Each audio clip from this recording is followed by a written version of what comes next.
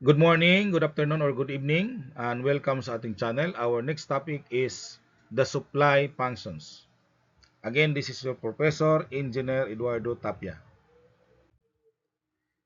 Supply function defined by P equals S of x with S of x and x as before is generally characterized as increasing function of x. And that is P equals S of x increases as x increases. Since both x and s of x assumes only non-negative values, the supply curve is that part of the graph of s of x that lies in the first quadrant. Okay? So, ito yung ating supply curve. Okay, this the graph, no? This the s of x equals b plus mx. Ang ating slope ay positive since ito ay upward, sloping upward, no? Or going up. Ang S of X, the supply function or the price. Ang B, the minimum price when quantity is 0. So, dito po yon.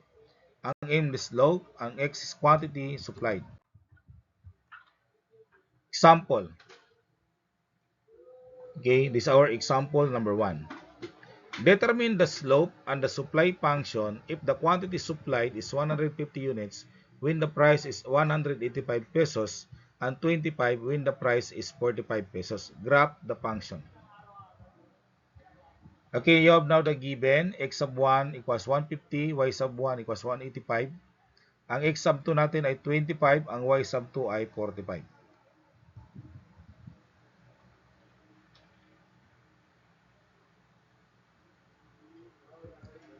Okay, ito yung solution natin. To find the slope, ang slope formula ay m equals y sub 2 minus y sub 1 divided by x sub 2 minus x sub 1.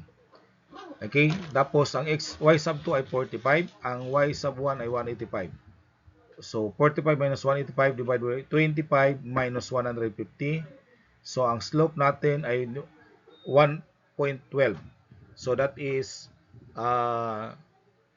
negative 140 divided 1, negative 125, slope ay 1.12.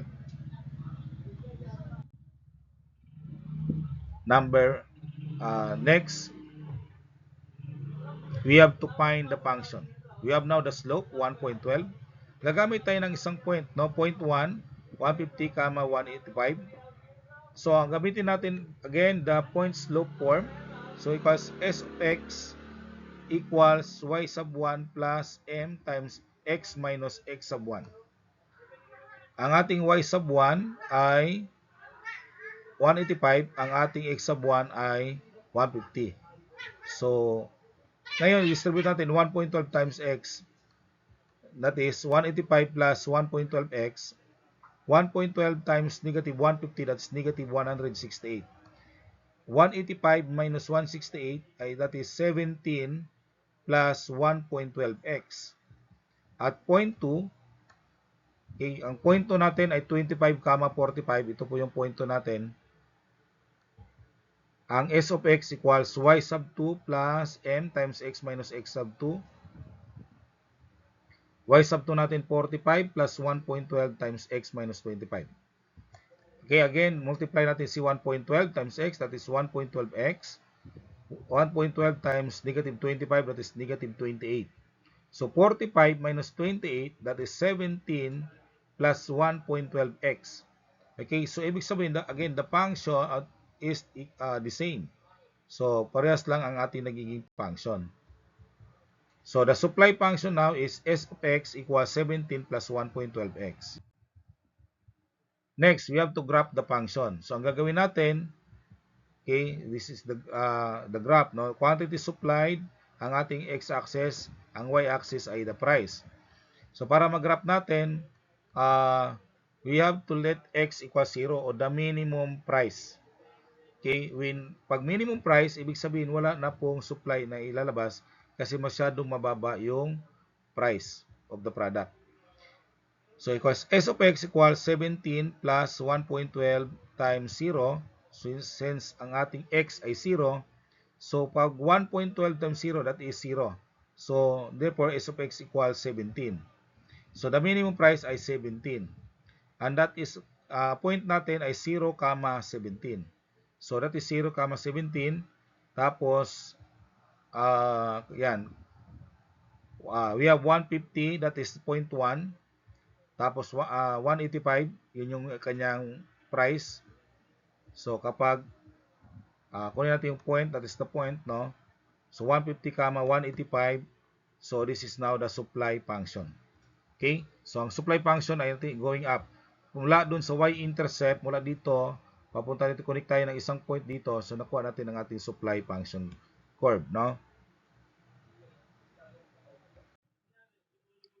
Okay, next example number 2. Determine the price if the quantity supplied is 190 units. Given the supply function S of x equals 0.3x plus 340.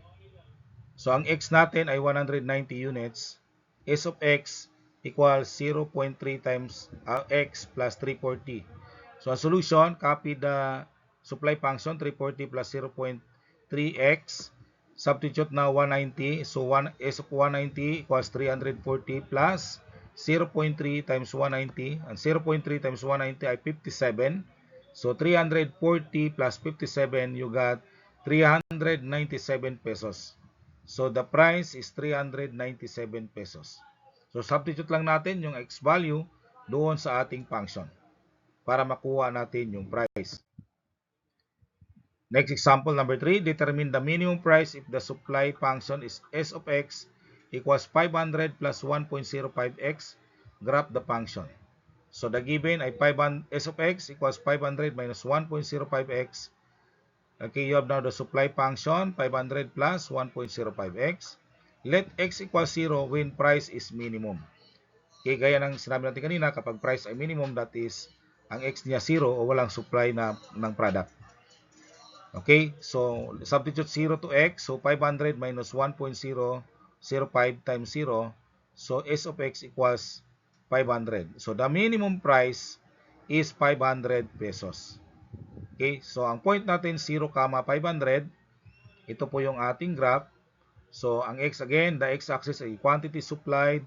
Ang price ay y-axis. So that is 500, 0, 500. Okay, so that is your supply function. That's 500 plus 1.05x. Okay, ganun lang po mag-graph ng ating supply function. So this is your activity to answer. Determine number 1, determine the minimum price if the supply function is S of x equals 145 plus 1.5x. What is the price when the quantity supplied is 100 pieces? Graph the function. Number 2, a grocery store noticed that the supply of the product B is 600 units when the given price is 1,200 pesos. But when the price is 570 pesos, there is no product available. Find the slope and the supply function. Okay, graph the given function. Number 3, a meat vendor offers 1,000 kg of pork when the price is 400 pesos per kilogram. However, if the price will reduce by 35 pesos, he only sells 450 kg of meat. Letter A, what is the slope of this problem? B, determine the supply function. And C, how many kilogram of pork he sells when the price is 450? So maraming salamat sa inyong panunod. I hope you learn from this video lesson. God bless you.